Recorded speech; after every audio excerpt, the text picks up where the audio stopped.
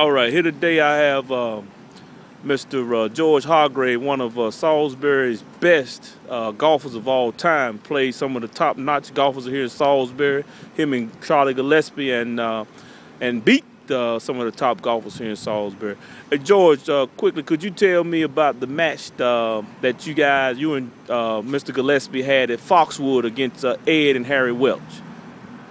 Well, we had, well, Harry was a good friend of mine. You know, that's who taught me how to play, Harry Welch. Okay. So when we played them, they beat us the first 3 holes, and they had a big Gary standing up on the tee, won't know how we stand. We told them we was 3 down. And they said, I heard them later say, well, you can call Kelson now because they're dead. And from then on, we birdied every hole, either the 2 par 5s, and closed them out, I think on number 12 or 13. Right. And during that time, what year was that, Mr. Oh, yeah, I don't remember what year. 60s and the 60s? It was the first year that they started letting us The blacks play? play golf, yeah. Okay. During that time, was it tough for a black man to go out and play golf on predominantly white courses? Couldn't play. Couldn't play? No, we went, me and Charles Hawkins, we went and here was Harris. We went to, before they let us play, we went to McCandless. They told us they was working on it. We went to Malcolm, and the same thing. And me and Fred Hawkins went to Lawyer Rennick, and we wrote a letter to the Justice Department. And about a week later, I was sitting at home one night, and the FBI man come out there, and I wonder what he come for, you know. Yeah, and he said, ask us, did they serve food at them golf courses? Right. And we said, yeah. And the next week, we could play them golf courses. And then me and Gillespie had won the Foxwood tournament, so we went out to watch the final at the country club. And this lady asked us, Miss, what's her name? Passerino. Miss Passerino asked us, how did we do? And we told them we won. And she said, it's a damn shame that they won't let y'all play in the Labor Day. Right. And the next year, I don't know how it come around, somebody passed the word that they was going to let us play. So we all went out and all of us got a invitation, and he played.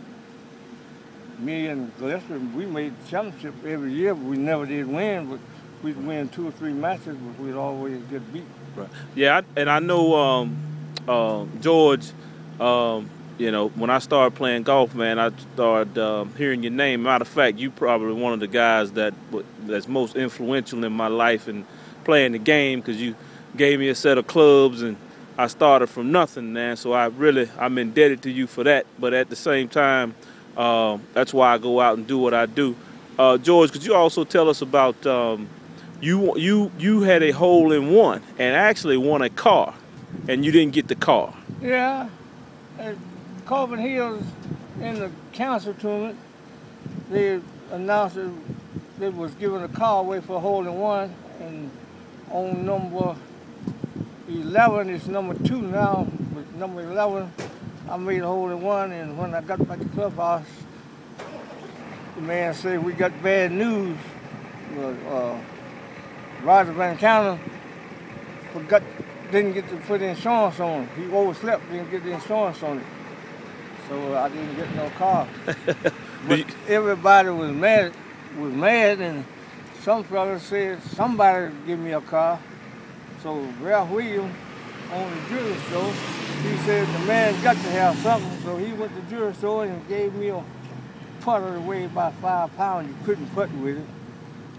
And then Jim Hurley heard about it, so he gave me $500 for the putter, and he gave it to. They had these junior women's playing, and he gave it to them for a prize. Do you think that? Why do you think that you didn't get that car that day? Well, he said I have to go along. He said he overslept. Yeah. Is that what you really? I just think he didn't think nobody no make the hole in one. Cause the pin on number 11 at that time is number 2 now was sitting back in that left-hand corner. Right. And I hit a hook in there, and it jumped in the hole.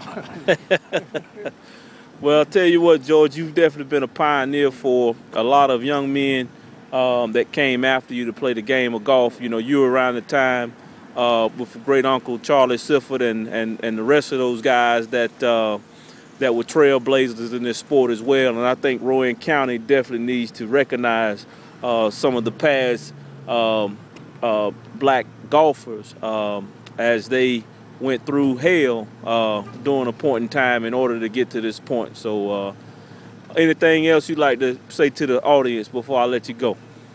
No, well, like I said, I won tournaments all over the world. Oh yeah, you played at Pebble Beach also, right? Yeah, I played at Pebble Beach. I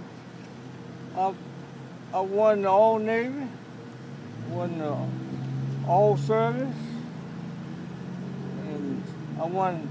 Me and Gillespie played in a tournament over in the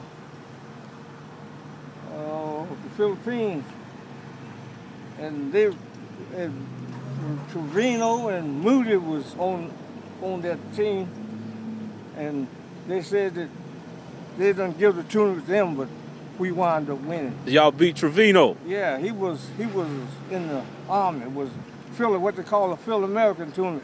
Okay. And we were from Guam. Right. And we won. They said they done almost give it to Torino and them, but we took it from them. How many hole-in-ones have you had, George? 4. 4. Clee had. I think Clee told me one time it was double digits what he had. Yeah. Yeah, it's like 15 hole-in-ones. Yeah, I made one over in Guam.